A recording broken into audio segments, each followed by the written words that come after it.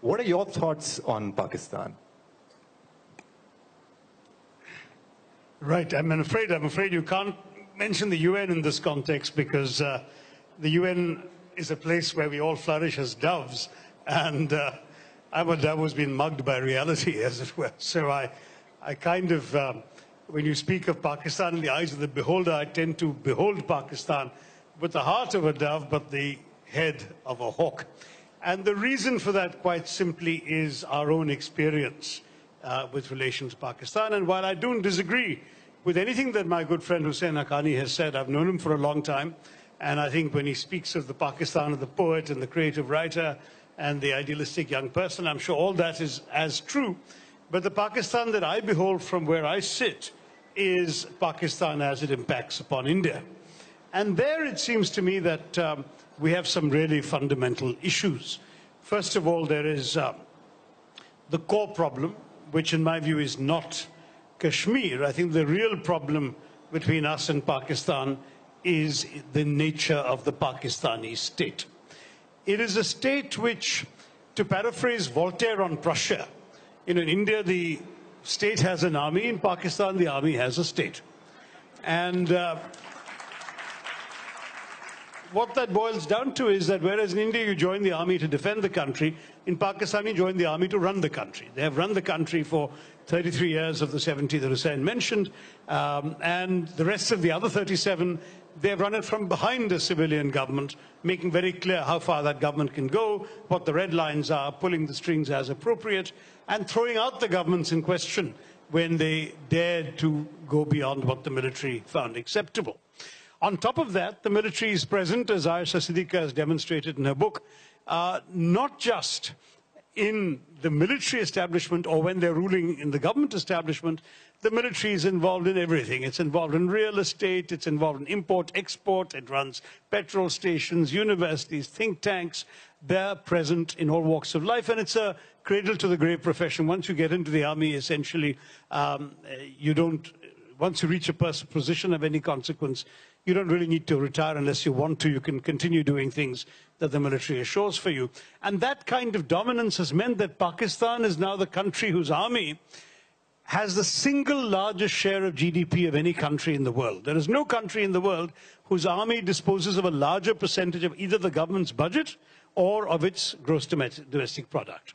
Now, how does the Pakistani military get away with justifying this disproportionate command of its nation's resources?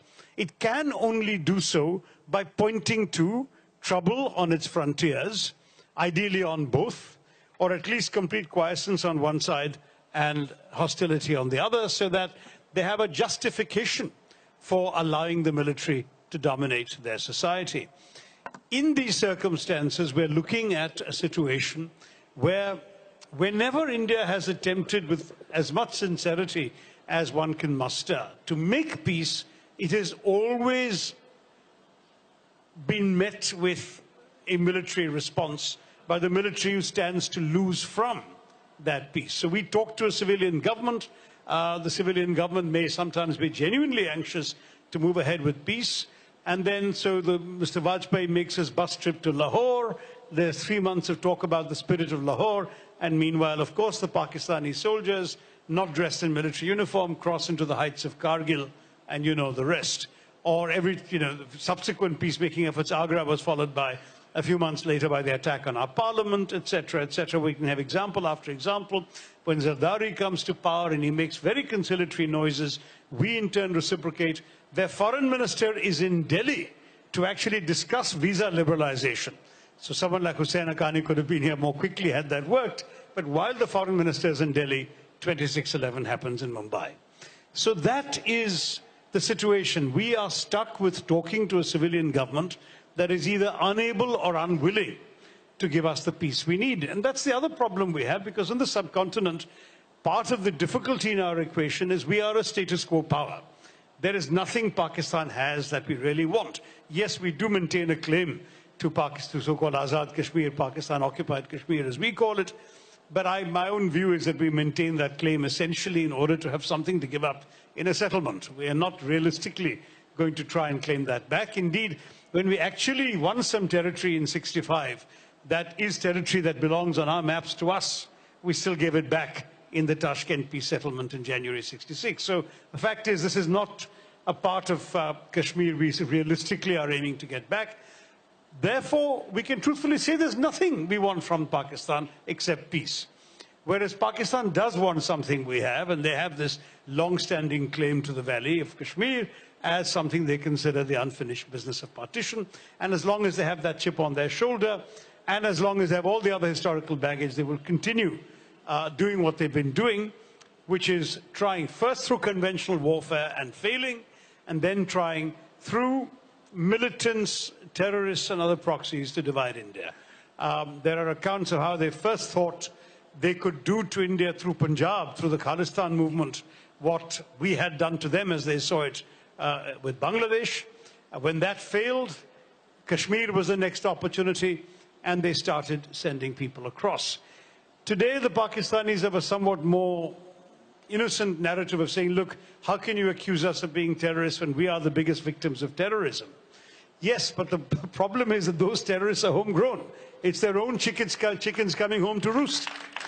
The terrorists whom they have armed, financed, guided, encouraged, unleashed on the hapless Afghans, because after all the Taliban was a wholly owned subsidiary of the Pakistani ISI, that they continue to send to us, as we know from the chilling evidence we've heard of 26/11 being commanded while it was happening by a handler from Pakistan.